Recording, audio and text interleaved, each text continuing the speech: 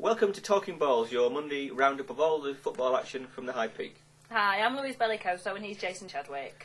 Right, now before we start, last week we made a very unfortunate joke about the size of the crowd at Glossop North End, and we'd like to apologise sincerely to both people concerned.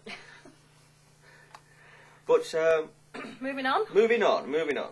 Louise, you were at Gig Lane for the Bucks' key game against FC United. Yeah, absolutely fantastic atmosphere at FC United on Saturday. More than 2,000 fans turned up, including a couple of hundred from Buxton. And it was a very entertaining game. I think one of those ones where Buxton were just really, really unlucky. A really good performance by them, especially in the first half when they dominated. And Mark Reed put them ahead on 7 minutes with an absolutely superb strike that beat Sam Ashton. He couldn't do anything about it. But I think at half-time, Carl Margison must have given his team a bit of the old Fergie hairdryer treatment, because they came back certainly a bit more fired up in the second half. And they did level things on the 52nd minute with Adam Tong scoring. But despite, there was a number of chances in the second half, but no one could just manage to find the back of the net. Well, it's great to see Reedy finally get amongst.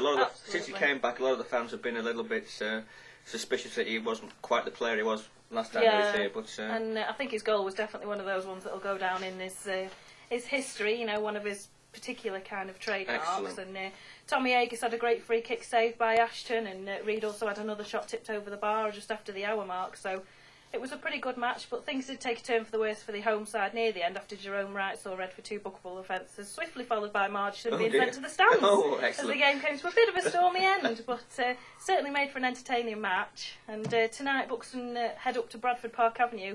5th place team, pretty tough one there. Let's hope they can produce a performance like they did in the first half on Saturday, and you never know, they may get a result. That's a big ask, isn't it, that one? It certainly is. And then they've got a tough game, is it Guiseley? This Saturday? Yeah, so another tough game, pretty tough one, that one. So, I mean, if they can build on Saturday's result, I mean, it's a good point at FC United. Hopefully they can have a good week this week. Excellent. Right, and then just to round up amongst the other teams at the bottom of the table. Yeah. So it says here, Lee and Prescott both won. No, they didn't. No, they both they lost. lost. I'm reading the wrong line. Excellent. This is live, folks. Yeah, this is quality for you. So they both lost, but Matlock actually won. Yeah, away at Boston. That's quite a good win for them now. So that's a 6 points because obviously Boston are at the bottom as well, aren't they? Yeah, so, true. They've not been the team that everyone expected them to be, though, this season, have they, Boston? Well, no. I mean, after our trip there, was it last year or the year before? Oh, I can't remember now. They weren't the friendliest club in the world, were they? So we weren't losing sleep over them going down. No, definitely not. No. And top of the table, how did Norwich get on? They won. No, they didn't. Yes, they did. Yes, they did. Who wrote this rubbish? No idea. Really can't get the staff these days. And they've obviously now closed the gap on leaders Eastwood to just 2 points. Yeah, that's right. So we'll move on to Glossop. You went to their I actually went to there, final, so tell us about that. Hopefully I can say that without reading it off there. Well, they had a very, very good win on, actually. And there was an enormous crowd. So after all the jokes we've made for the last 2 weeks about the size of their crowd, it was very, very good this week. Mars brought an awful lot of people down. Very vocal, a lot of flags, and a bear. A bear, right. An enormous 6-foot-high bear. Well, that's something you don't see every day, isn't it? Excellent. It looked like the one out of the Lager advert from the 1980s, but I bet they got it second-hand from somewhere. But sure it was an excellent bear and an excellent atmosphere. But unfortunately for Mars, they got hit with a very early goal after sort of 3 or 4 minutes, and they never recovered.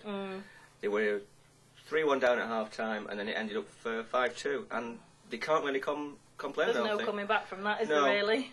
Glossop outplayed. Well, as I say, I think if it hadn't been for the early goal, they might have been more equal, but Glossop absolutely murdered them in the end, and it was well deserved. Fantastic. Brilliant result for Glossop, so well done to all of them. And I believe the semi-finals over 2 legs, and then it could well be off to Wembley? Could indeed, yes.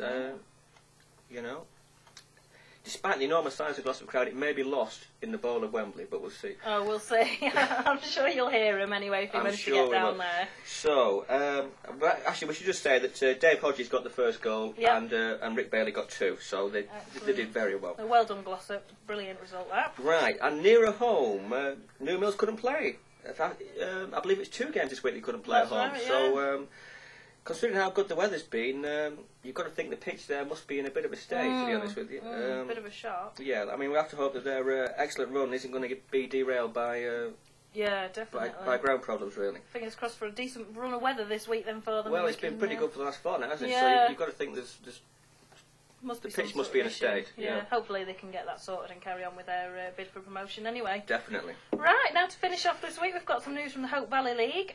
Brampton lost for only the second time this season at 9th place Bradwell, and amongst the other teams, Top Whaley won and Dove and Tysel both ground out a draw.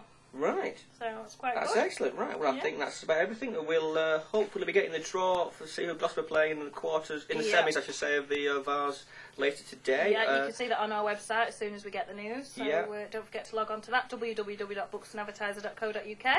Right, and that's your lot, isn't it? Yeah, that's it Okay. for this week. We'll see so you next we'll week. see you again.